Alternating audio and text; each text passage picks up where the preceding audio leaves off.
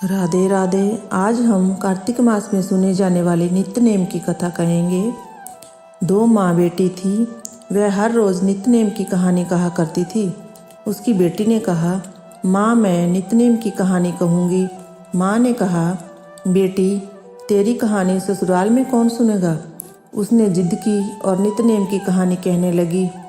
उसकी शादी हुई, ससुराल गई तो सबसे कहती कि मेरी कहानी सुन लो। सभी कुछ ना कुछ बहाना बनाकर टाल देते। कोई कहानी नहीं सुनता तो वह भूखी रहती। एक दिन पड़ोसन बोली, मैं तेरी कहानी सुनूंगी। वह आती, कहानी सुनती तो बहू खा लेती।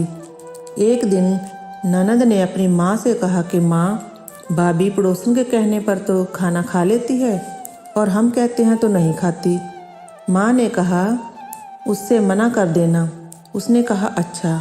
लड़की ने पड़ोसन से मना किया तो पड़ोसन ने अपने पति से कहा कि उसकी बेटी मना करती है।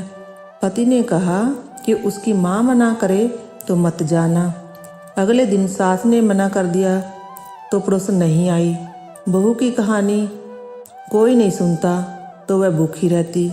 ससुर ने पूछा कि बहू कैसी है, तो सास ने कहा कि अच्छी है, काम काज तो कर लेती है मगर खाती नहीं है।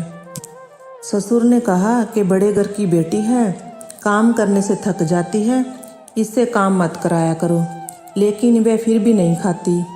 धर्मराज का आसन डोल उठा कि इस नगरी में ऐसा कौन है जो भोजन नहीं करता, उसे बुलाओ। स्वर्ग से विमान आया तो सास बोली, मैं चलूं। तो बहू ने कहा, तुम्हें तो बहुत काम था, मेरी कहानी सुनने का समय नहीं था। जेठानी ने कहा तो कहने लगी कि तुम्हें तो मालिक का खाना बनाना है। ननद ने कहा तो कहने लगी, तुम्हें तो गुड्डे गुड्डियों से खेलने से ही फुर्सत नहीं थी। पड़ोसन बोली कि मैं चलूं, तो बोली कि हाँ चलो, तुमने ही मेरी नित्य नेम की कहानी सुनी। वह अपने मालिक के पास गई। मालिक बोला कि तू तो बड़ी भाग्यवान है जो जीते जी जा रही है, मरकर तो सभी जाते हैं। वह भी गई। इसी तरह पास पड़ोस का सुख दुख सुनते सुनाते मिलजुल कर रहना चाहिए। जय जय श्री राधे श्याम। ऐसी ही बहुत सारी वीडियोस देखने के लिए चैनल को सब्सक्राइब करें और वीडियोस को लाइक करें।